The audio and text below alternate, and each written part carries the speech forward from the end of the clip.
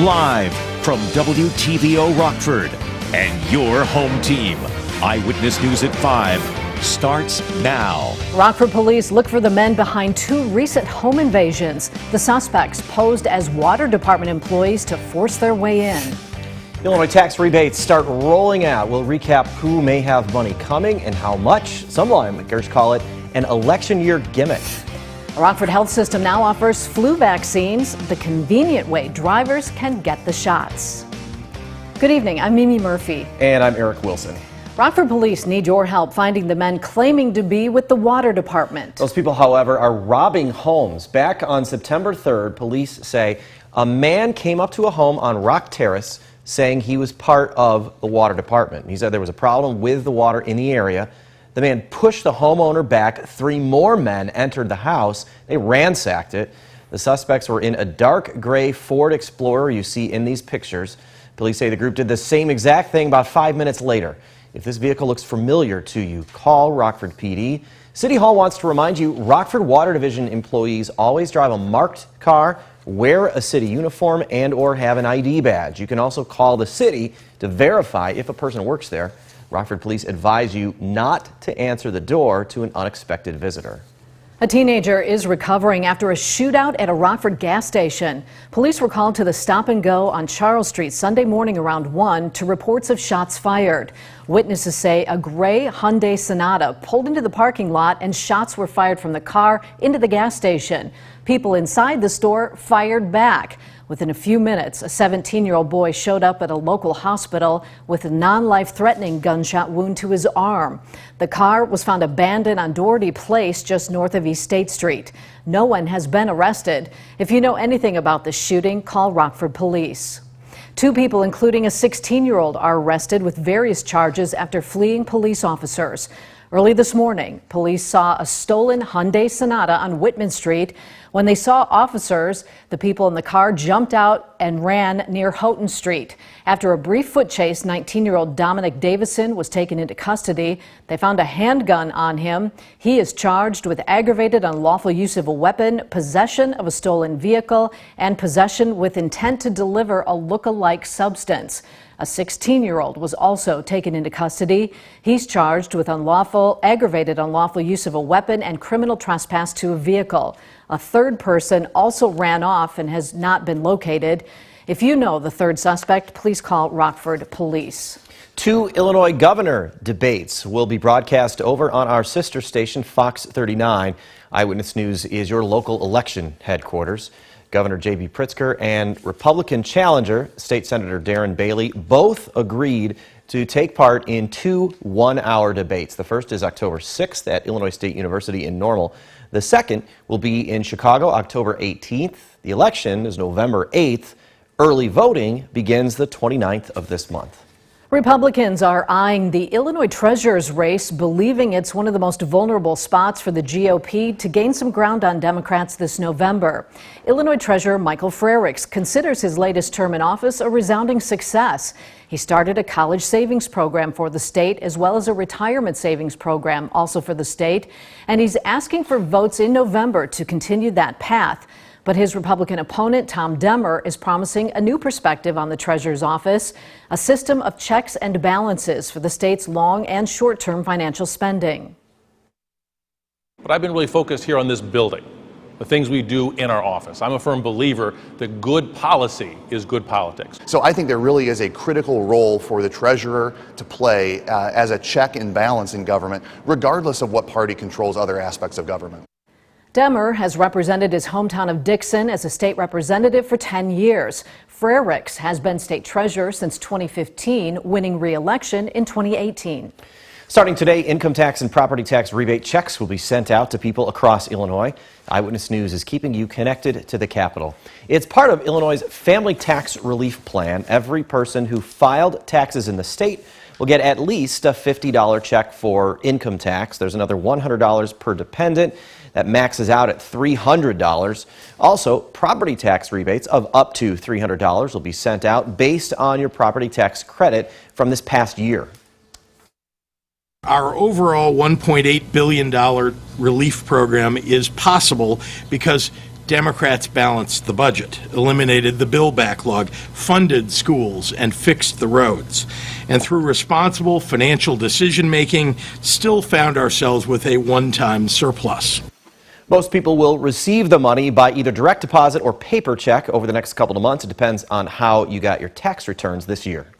However, that tax rebate plan faces scrutiny and criticism from some lawmakers.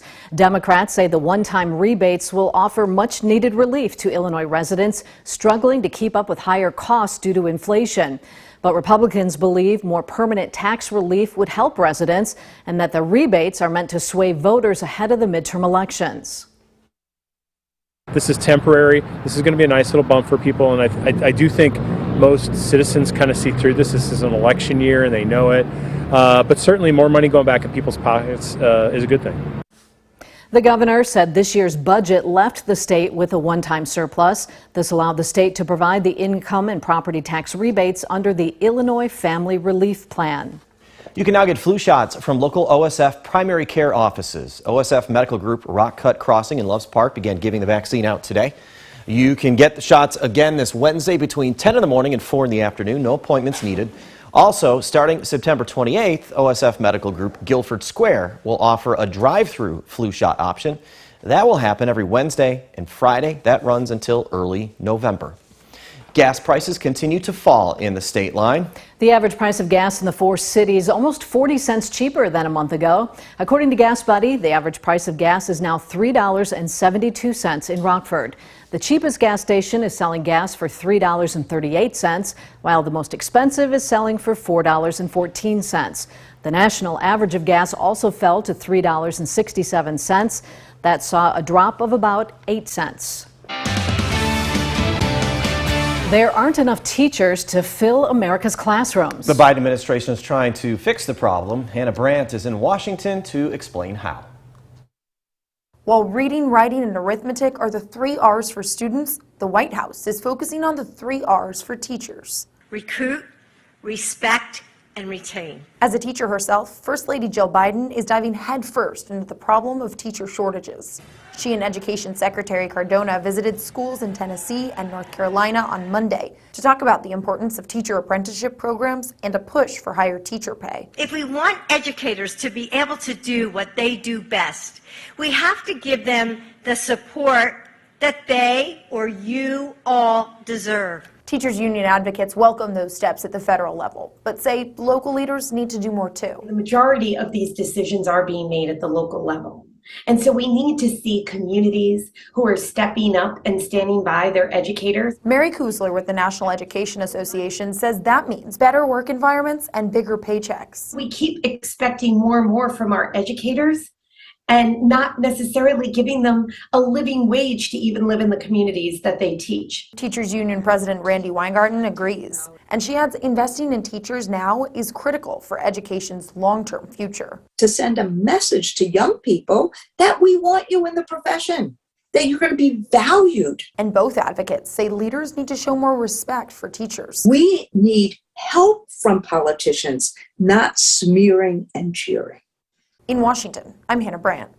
Now, your First Warn weather forecast from Chief Meteorologist Candace King. Well, it has definitely been a cold afternoon compared to where we should be here for the beginning of September. Plenty of cloud cover like yesterday. Thankfully, not the extensive nature of the rainfall is what we had Sunday morning and Sunday afternoon, but on and off drizzle along with that breeze and a couple of showers to start us off with. We take a live look with our SkyTrack camera here on the northeast end of Rockford. Temperatures in the upper 50s and low 60s, definitely brisk out there. 61 in Rockford, 62 in Poplar Grove, 60 in Rochelle and Dixon, Freeport, and you sit at 58 right now in Monroe. 62 for our weather watcher this last hour. Ben in South Beloit had 1.85 inches of rainfall come down here. In some areas this morning, we added up over another inch of rain on top of already the 2 to 4 to even 5 inches of rainfall we had yesterday. I mentioned the wind coming in now sustained anywhere between about 10 to 20 miles per hour, so definitely putting a chill in the air. that wind speed will subside just a bit here as we go through this evening. But all of this tied in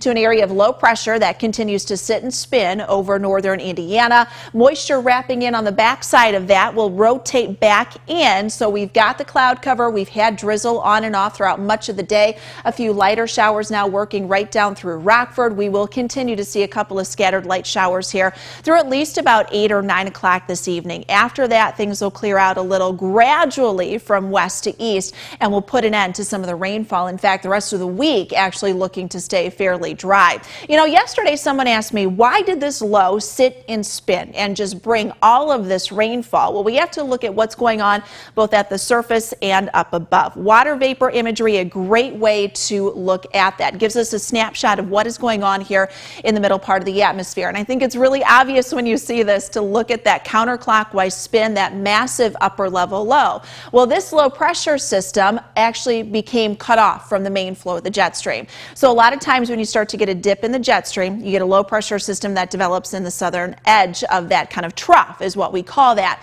When it starts to weaken enough or really kind of wind itself up, it becomes cut off from the main flow of the jet stream. So you've got faster winds up to the north, weaker winds rotating around that low. There's not a lot to really push that until it kind of weakens enough and then phases back in with the main part of the jet stream.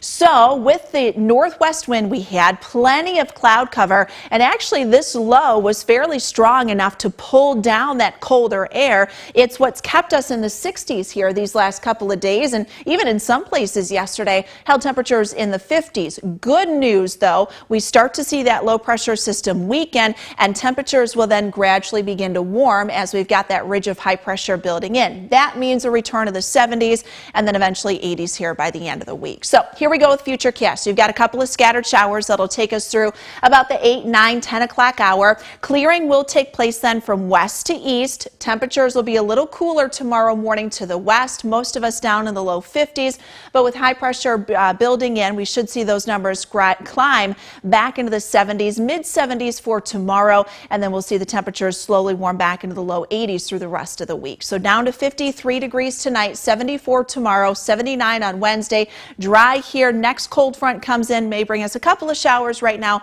doesn't look anything too significant, at least at this point, Saturday into Sunday and Monday of next week.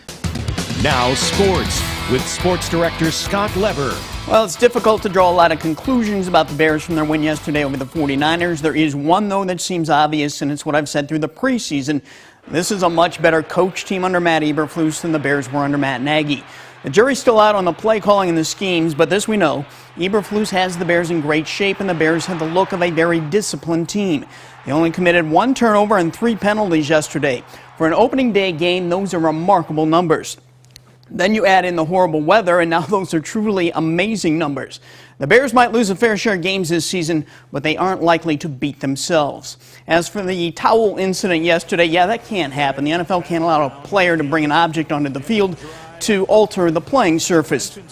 If it did, hey, we might see players bring out leaf blowers during a timeout to dry the surface before kicking.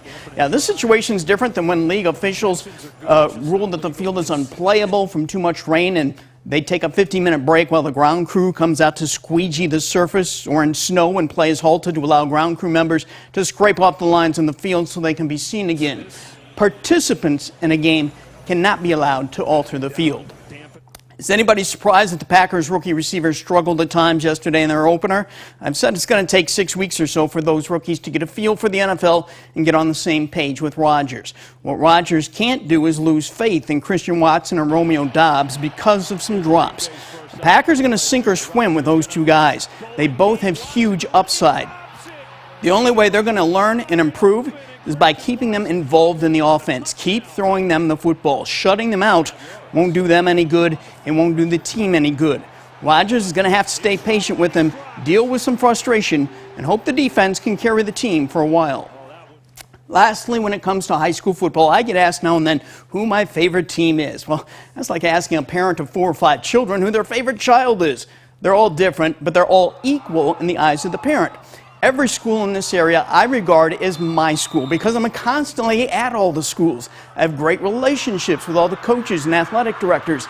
I'm a Freeport Pretzel fan, a Guilford Viking fan, a Harlem Husky fan, a Stillman Valley fan. I could list every school in this area. I'm happy for our local teams when they succeed, as Belvedere North did Friday night. I'm sad for those who come out on the losing end, as Borland did Friday night. When two local teams are playing each other, I don't care which team wins.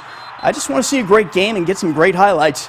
That's exactly what I got Friday night at Belvedere North. Candace will have a weather recap in just a minute. But first, here's a look at what's to come on News Nation tonight. Tonight, credit card companies are now flagging suspicious gun purchases. Who or what gets to decide they're suspicious? Plus, the Navy refuses to release any more UFO videos. What they might be hiding about who's out there. Here's Dan. Thanks, Leland. Tonight on Dan Abrams Live on News Nation. U.S. Representative and L.A. mayoral candidate Karen Bass saying her home was burglarized, but they only stole her locked guns? Cash and electronics in plain sight were left behind? Why is no one asking the hard questions? That's tonight on Dan Abrams Live. That's coming up tonight on the fastest growing cable news network in America, News Nation. It's available on the cable and satellite stations you see here, or you can head to newsnation.com. We've got a few showers that'll continue here, more scattered as we go through this evening, ending between about 8 and 10 o'clock tonight. Temperatures will gradually drop back into the low 50s. We'll see more sunshine here in the days to come and highs warming back into the 80s. Thanks, Candace. And thank you for spending some of your time with us. Stay safe.